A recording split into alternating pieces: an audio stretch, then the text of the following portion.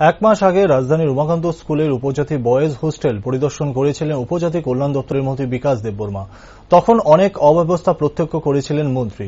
একই সাথে ওই সময় হোস্টেল সুপারকে নির্দেশ দিয়েছিলেন 1 মাসের মধ্যে যেন সমস্যাগুলি সমাধান করা হয়।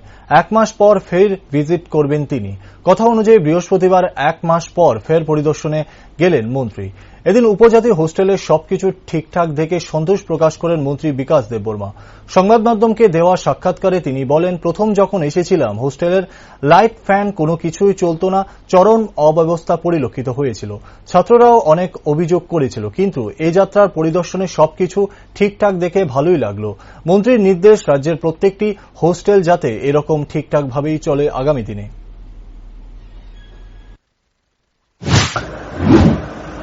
আজকে আমরা এখানে 1 মাস আগে আমি এখানে উমাকান্ত স্কুলে হোস্টেলের মধ্যে ভিজিট করেছিলাম। আজকে 1 মাস পরে আমি এসে দেখলাম যে আগে 1 মাস আগে ছিল যে ফ্যান নষ্ট, এই ভাল্ব নষ্ট, কারেন্ট এগুলো ঠিক ছিল না। এটা ঠিক করছে কিনা এটা দেখার জন্য এসেছিলাম। আমাদের সঙ্গে আছে হেডমাস্টার বাবু আছে, এখানে সুপার আছে, আরো আমার এমএস আছে, আরো ছাত্র লিডাররা আছে, আমার ছাত্ররা আছে।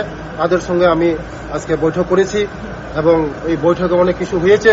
তাদের যা অসুবিধা আছে তারা আমাকে বলেছে, আমি দেখছি এগুলি, আমি তাদের যা সমস্যা আছে আমি এটা ফিল আপ করব। Thank you.